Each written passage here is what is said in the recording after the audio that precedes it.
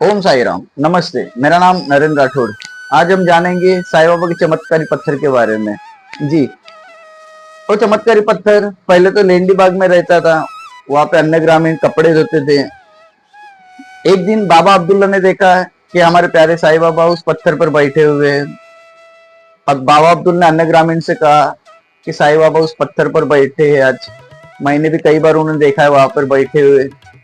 तब से उसके ऊपर ग्रामीण कपड़ा धोना बंद कर दिए और सबने मिलकर वो पत्थर लेंडीबाग से लाकर द्वारका माई में रख दिया। तब से उसे पावन माना गया है। उसकी पूजा आज भी करते हैं। उसके पास माथा टेकते हैं। उसकी एक छोटी सी चमत्कार की कहानी है। एक दिन एक पहलवान आया होता है शिरडी में। उसे अपनी ताकत पर बहुत गर्व होता है। वो एक दिन बाबा के सामने आता है।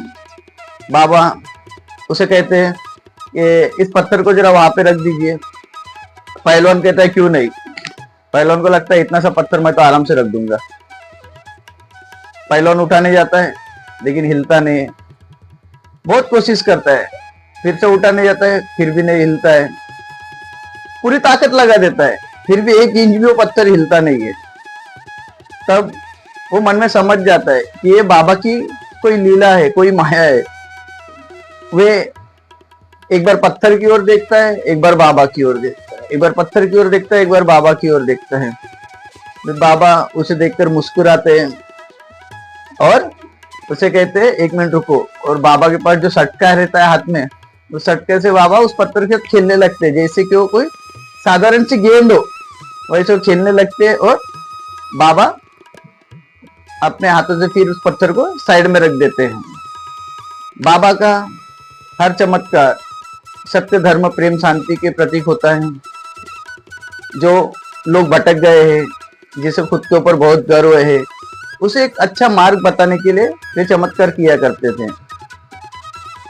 और द्वारका माई में आप देखोगे तो 6 बाय 4 की एक बड़ी तस्वीर दिखेगी आपको, जो पूर्व में रखी हुई है, बाबा पश्चिम की ओर देखते हुए। उसके नीचे चमत्कारी पत्थर है। वो तस्वीर एक मशहूर कलाकार मुंबई के डीडी नीरोय उन्होंने बनाई थी।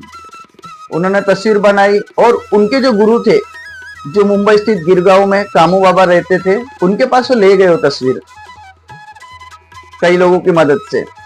कामू बाबा को उन्होंने कहा, डीडी नीरोय जी ने, कि बाबा ये तस्वीर मैं आपके लिए भेंट लाया हो। कामू बाबा प्रसन्न हुए, लेकिन कामू बाबा ने कहा कि मैं ये तस्वीर नहीं लेना।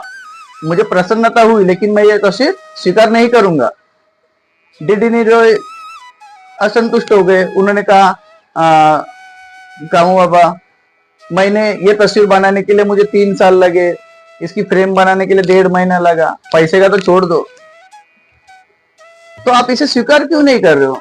कामू बाबा ने कहा, यह तस्वीर यदि द्वारका माई में रहेगी, शिरडी में रहेगी, तो बाबा के जितने भी अन्य भक्त, कई भक्त आते हैं, सभी भक्तों को इस तस्वीर से आशीर्वाद मिलेगी।